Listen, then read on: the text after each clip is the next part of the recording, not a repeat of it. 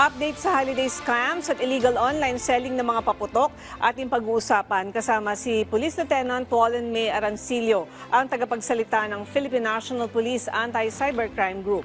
Lieutenant Arancilio, magandang tanghali po at welcome sa Bagong Pilipinas ngayon. Magandang tanghali po, ma'am, sir, and magandang tanghali din po sa lahat ng nakikinig at nanonood sa programa ninyo. Ma'am, ngayong Kapaskuhan, ano po yung pinakabagong datos ng PNP-ACG tungkol sa pagtaas o pagbaba ng holiday-related scams sa online platforms? Dahil alam natin na napaka-traffic, yung mga kababayan natin, tamad ng lumabas, ayaw ma-traffic, so puro sila online ordering. So ano po ba ang pinaka-latest na datos? Compared to last year, ma'am, bumaba po yung cybercrime cases natin na naitala ng PNP Anti-Cybercrime Group.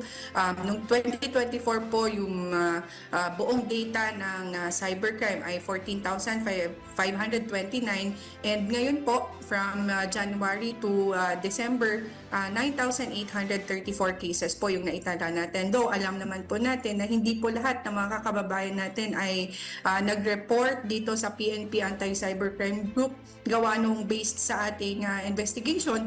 Ang iba pong mga kababayan natin, pag sabi nila, pag onti lang po yung na-scam sa kanila, like 300 or 500 po, hindi na po sila nag-report sa atin since yun po, yung abala, yung transportation. Pero po, kami po dito sa PNP Anti-Cybercrime Group, we urge the public po to report talaga yung mga ganitong klaseng scam para makapagbigay din po tayo ng babala at paalala sa ibang mga kababayan natin para hindi mabiktima ng.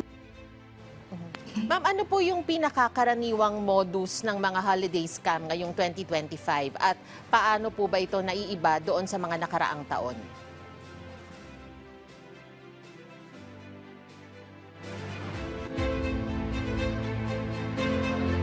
Okay, ma'am, babalikan po natin ang ating panayam mukhang nagkakaroon tayo ng problema sa ating linya ng komunikasyon. Nung kasama natin si Yusek Aboy Paraiso ng CICC, karamihan sa mga sinabi niya na related doon sa mga selling platform ay yung o-order ka pero hindi magde-deliver. Yes. So, tapos syempre nandyan na yung mga perennial naman yata yung mga love scam. Pero pag holiday season talaga, yung may bibilihin ka pero hindi makakarating sa'yo. Yun nga kung nabayaran mo na. Kasi minsan, di ba, gusto nila babayaran mo na online or credit card. Kaya dapat cash upon delivery. Yun ang pinaka-safe, no? Oo. Ngayon na cash na lang, parang kaliwaan para Pero sigurado. kasi mahirap lang dyan, hindi mo alam kung yung binili mo ay authentic, diba? Hindi mo kasi nakita, hindi mo nahawakan. So yun lang talaga yung challenge dun sa mga online orders. Ganyan. Alright, babalikan na po natin ang ating panayam, ma'am. Naririnig niyo na po ba kami? Yes, ma'am, andito po ako, ma'am, biglang nawala yung connection. Okay po, ma'am. Ano po yung Gusto ko lang din po pinakakaraniwang modus po ngayong holiday scam ngayong taon po at paano po ito naiiba sa mga nakaraang taon? Yes, ma'am, yung naitala po ng PNP Anti-Cybercrime Group is ito po yung online selling scam, tasking scam, and also po yung investment scam. Para sa kaalaman na rin ng mga kababayan natin, yung nabanggit niyo po kanina, tama po yun, at yun po yung online selling scam. Ang kadalasan po na ginagawa ng mga cybercriminals dito po ay meron pong legit na buyer, and yung seller naman po, instead po yung mismong item na binili, ang ipa-deliver ay substandard o di kaya ay bato yung natatanggap ng mga buyer po. And sa ngayong 2025 po, ang nakita po natin na bagong modus na ginagawa po is yun po yung delivery rider scam. May isa pong kumpanya na ginagamit nitong mga delivery rider para ikunin po yung mismong mga items na ito coming from the legit na seller or sender po. At imbis na i-deliver ay kinukuha po nila ito at pinupost sa social media para ibenta po ulit. Lieutenant, meron po ba kayong binabantayan na particular online platform o social media sites na madalas po gamitin ng mga scammer ngayon at paano po nilalabanan ng ACG ang mga ito? Yes sir, meron po lahat po ng mga online shopping sites, mga social media platforms po, to include po yung merong mga marketplace, mga e-commerce po, and mga website po na ginagamit po sa pagbebenta or meron man po mga online transactions doon. Nagkakandak po tayo ng cyber patrolling, online monitoring, and investigation na rin po para makita natin yung mga illegal online activities ng mga cyber criminals na po na ito. And also po, nagkakandak tayo ng operation para mahuli po itong mga scammers and mga gumagamit po ng mga accounts online para makapanloko ng kapwa. We also collaborate po with our partners para po mas mapaiting natin yung kumpanya natin or awareness campaign sa cybercrime para makapagbigay ng paalala at babala sa mga kababayan natin, and mapa-expedite na rin po yung cybercrime investigation natin, and patuloy po yung with your help din po sa media, patuloy yung pagbigay natin ng awareness and education po. So ngayong magpapasko, alam naman natin na bumabaha yung mga pagbebenta online ng kung ano-anong produkto. So pagkatapos ng Pasko, yung mga paputok naman. So ngayong nalalapit na rin ang bagong taon, yung pagsalubong natin, ano po yung role ng PNP-ACG sa pag-monitor at pag-aresto ng mga nagbebenta online ng mga bawal na firecrackers?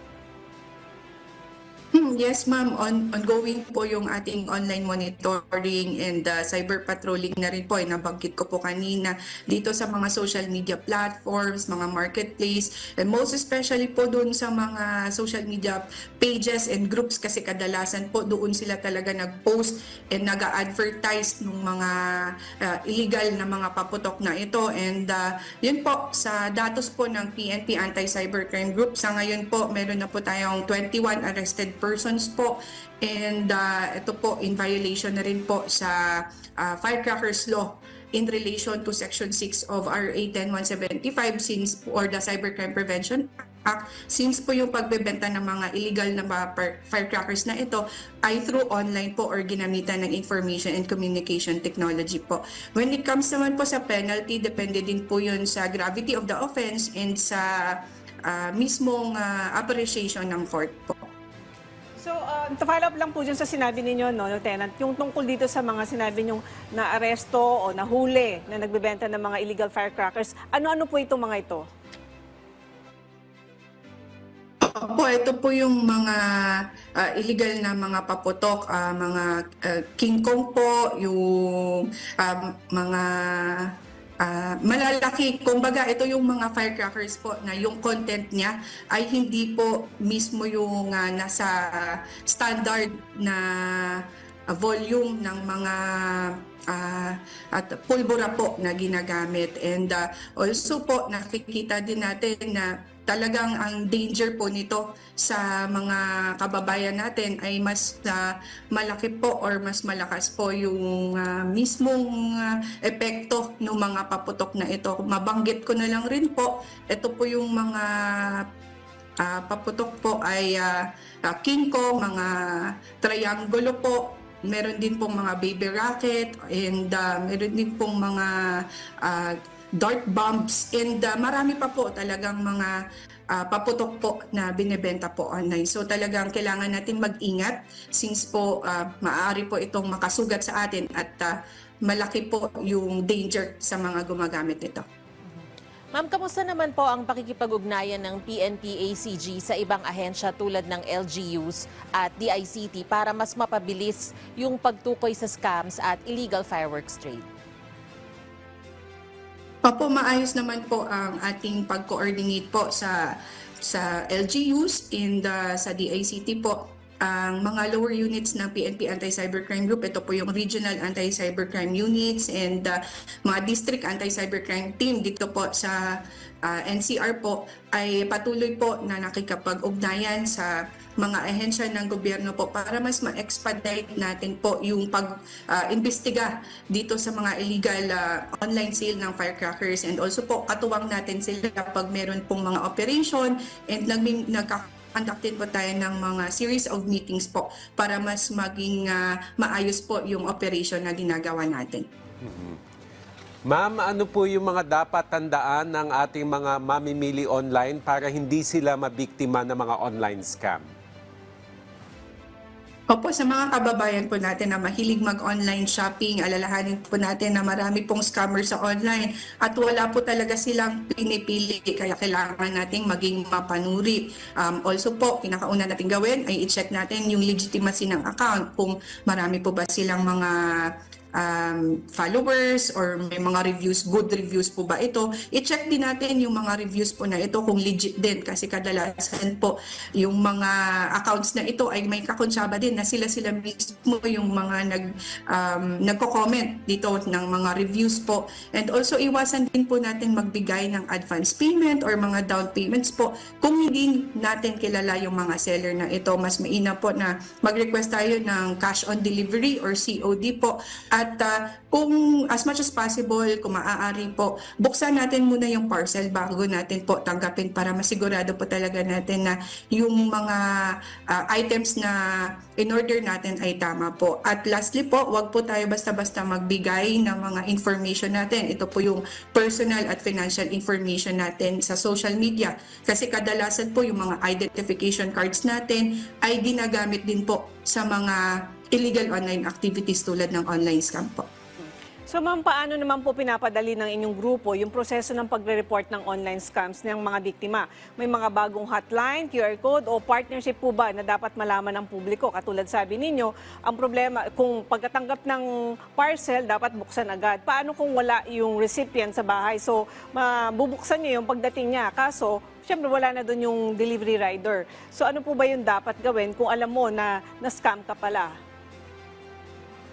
Yes, ma'am. Doon po tayo sa mga legit na mga sites. Ito po yung makikita natin na meron pong mga customer service para po kung maliman po yung mga items na tanggap natin or na-scam po tayo, meron pong platform na pwede nating mapagreklamuhan agad sa mismong e-commerce or shopping site po. And also po, kung naranas tayo nito ng online scam, or nabiktima po tayo, pwede po tayong agad tumawag sa PNP Anti-Cybercrime Group. Yung aming mga social media sites po and pages po ay makikita. Real-time po tayo nag-post doon and nakalagay din po yung mga hotlines natin. And also po every activities po namin dito, kung meron man kaming mga seminar and also lectures, nagbibigay po kami ng hotlines para maging aware yung mga tao po, yung mga kababayan natin kung saan po mag-report. And yes po, collaborate po tayo sa mga financial technology companies po or fintech companies po and financial institutions na rin po sa awareness, and also po tumutulong din sila sa pagkalat po ng hotlines ng Anti-Cybercrime Group po.